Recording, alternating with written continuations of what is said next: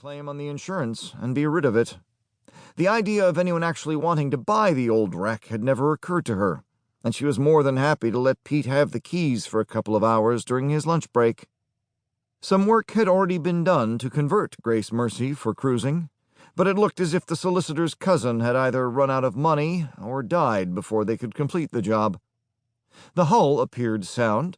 Inside, she was just dirty and a bit moldy, lacking all but the most basic fixtures and fittings. Nothing a bit of elbow grease and a lick of paint wouldn't sort out. The engine was a monster, a Beta Greenline diesel rated for 50 brake horsepower, an engine for a much heavier boat. It was a ruin, but Pete knew engines, and he knew he could fix it. He took the keys back to the solicitor at her office in the city center and told her he was interested. He just had to have a chat to his wife. This, of course, was the insurmountable barrier, the immovable object. The figures worked out, just. They had some savings, a wedding present from his parents, only to be touched in the direst of emergencies, but already being chipped away, and a bit of equity in the flat. But in order to buy Grace Mercy, they'd have to sell the flat first, then live on board while they renovated the boat. And there was no way Angie would agree to that. And then one day, something so absurd happened that Pete could only liken it to winning the lottery.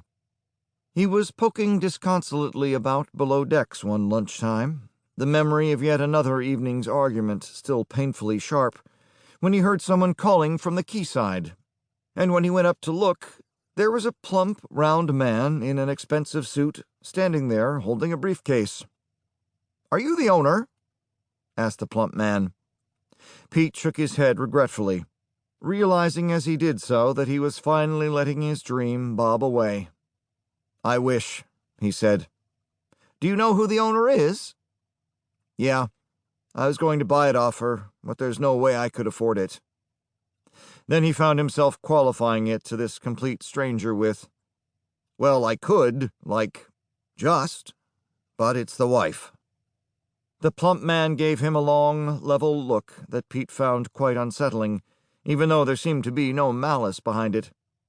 "Is it just the money?"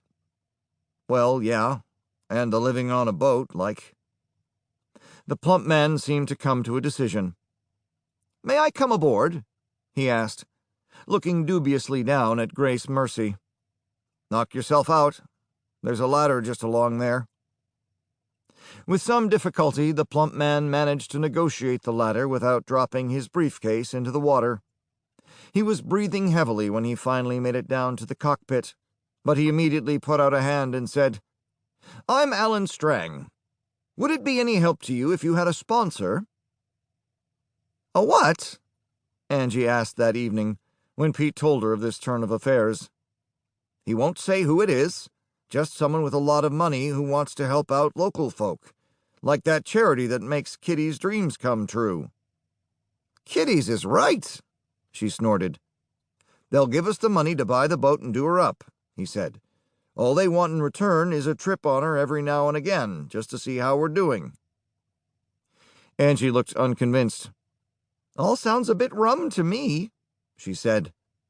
"It's just someone local who had a bit of luck and wants to spread it around," Pete said, almost literally beaming good thoughts at his wife. "Come on, Ange. We don't have to sell the flat. We can do the boat up at weekends and in spare minutes, and we can take her out on our holidays." Angie shook her head. "You're the one with all the spare minutes, sunshine, not me." But he could see her starting to waver, and over the next couple of weeks she wavered more and more, and finally they were sitting in a rented office with Alan Strang, signing some papers, and a month or so later, Grace Mercy was theirs. It took him almost 3 years to renovate the boat, at weekends and after work, spare stolen moments tinkering with the diesel and replacing bits and pieces and painting and sanding and painting again. Arthur and some of the old geezers wandered over from time to point out what he was doing wrong and generally make nuisances of themselves.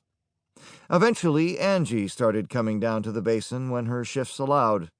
She'd taken one look at Grace Mercy the morning after he'd told her about Alan Strang's offer and said,